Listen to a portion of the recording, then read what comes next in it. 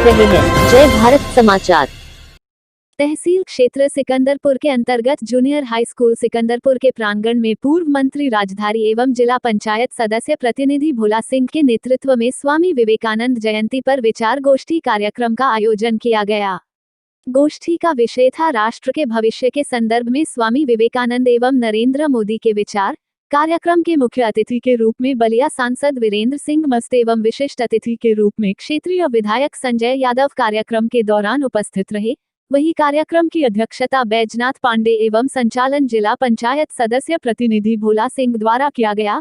विधायक संजय यादव ने कहा कि स्वामी जी के विचार सिर्फ पढ़ने और सुनने के लिए नहीं, बल्कि उस पर प्रत्येक व्यक्ति को अमल करने के लिए है। कार्यक्रम के दौरान आयोजक समिति एवं सांसद वीरेंद्र सिंह मस्त द्वारा क्या कहा गया, आइए देखते हैं पूरी रिपोर्ट। देखिए, आज जो है विवेकानंद जयंती थी और विवेकानंद जयंती के अवसर पर एक युवा गोष्ठी, युवाओं के लिए क्या उनका संदेश था और नरेंद्र मोदी जी क्या उस दिशा में भी कुछ कर रहे हैं, इसी विषय पर विचार गोष्ठी थी।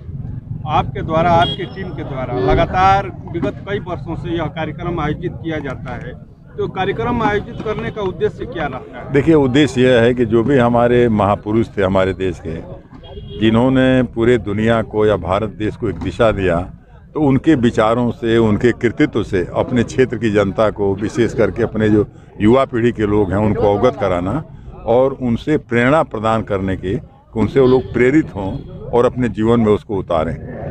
विवेकानंद जी के विचार को सिर्फ लोग पढ़ते हैं और सुनते हैं, उन पे बहुत लोग कम अमल करते हैं, और इसको लेकर आप युवाओं से क्या अपील करना चाहेंगे? क्षेत्र के युवाओं से, जनपद के और देश प्रदेश के युवाओं से क्या कहना चाहेंगे? देखिए, दो चीज़ें हैं। साधना थोड़ा कठिन है, अच्छे विचार को जीवन में उतारना एक बड़ा कठिन चीज़ है, लेकिन हमारा, आपका और समाज का हमेशा निरंतर प्रयास रहा है कि जो अच्छे विचार हैं उसको हम लोग ग्रहण करें, उसके अनुरूप काम करें। और इस प्रकार के कार्यक्रम से बहुत सारे लोग प्रभावित होते हैं और उनके जीवन में कुछ न कुछ परिवर्तन होता है, उन विचारों को लोग अपनाते हैं। हमें आशा है कि हमारे क्षेत्र के भी तमाम साथी आए हैं, ज़रूर कुछ न कुछ साथी इस दिशा में काम करेंगे, अपने जीवन में उतारेंगे। इस कार्यक्रम को लेकर भविष्य की क्या योजना है? अब भविष्य की योजना ये है कि अभी हमारे कुछ साथियों ने कहा कि अधिक से अधिक नौजवानों को इस प्रकार के कार्यक्रम में हम लोगों को जोड़ना चाहिए, तो हम लोग प्रयास करते हैं कि कुछ अगली बार जो भी कार्यक्रम हो उसमें अधिक से अधिक युवाओं को जोड़ा जाए और उनके सामने जो है कुछ रचनात्मक मुद्दे भी रखे जाएं क्षेत्रीय स्तर पर। जयंती के माध्यम से आज देश के युवाओं को क्या संदेश देना चाहिए? स्वामी जी भारतीय दर्शन के देव पुरुष थे और भारतीय दर्शन के ही आधार पर आत्मनिर्भर भारत बनाने की संकल्पना स्वामी जी ने दुनिया में किया था। भारतीय दर्शन ही दुनिया को बचा सकता है।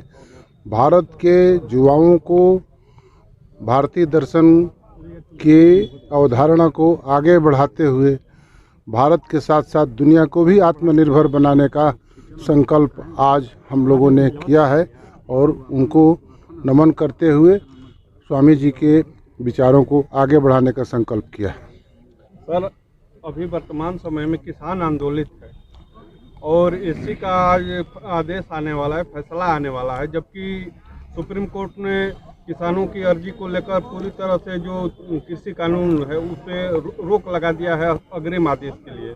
तो सरकार का एक्शन क्या रहेगा इस पर? नहीं, हम सरकार के पक्ष को नहीं कह रहे हैं, हम कानून के पक्ष को कह रहे हैं कि कानून, मैं किसान हूं और सारे लोग किसान हैं, उस कानून के पक्ष में मैं कह रहा हूं कि कानून के पक्ष में मैंने प्रस्तुत भी किया था संसद में भी कि कानून जो बना है वो किसानों के समृद्धि के लिए बना है।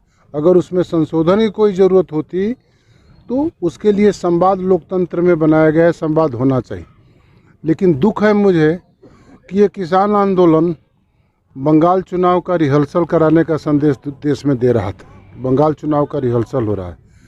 मुझे दुख है इस बात का कि किसान आंदोलन भरोसे के संकट के साथ समाप्त होने जा रहा है। भविष्य में भी कोई किसान आंदोलन होगा, उस पर इसी तरह का भरोसे का संकट रहेगा। इस दिल्ली के किसान आंदोलन के नाम पर चलने वाला बिहार के, बंगाल के चुनाव का रिहर्सल इस आंदोलन को भरोसे का संकट पैदा करती है। किसानों से बातचीत नहीं हो पा रही है, आखिर समस्या क्या है? सरकार की और किसानों से बातचीत होनी चाहिए। ये पहली बार हो रहा है कि सरकार बातचीत करना चाहते हैं, सरकार उनके सब मांगों पर विचार भी करना चाहते हैं, लेकिन आंदोलन करने वाले लोगों की एक मांग कि कानून को पहले वापस लो, इसके बाद हम संवाद करेंगे। तो कानून संसद में पारित हुआ है, संसद बड़ा बलिदान के बाद स्थापित हुआ है भारत की संसद लोकतंत्र में। ऐसे संसद के बने हुए कानून को 10-20 हज़ार लोग जुटकर कभी कानून को वापस कराने लगेंगे तो फिर संसद की भूमिका ही समाप्त हो जाएगी। ये संसदीय लोकतंत्र के लिए बड़ा खतरा पैदा हो जाएगा। बलिया सिकंदरपुर से लड्डन भाई की रिपोर्ट।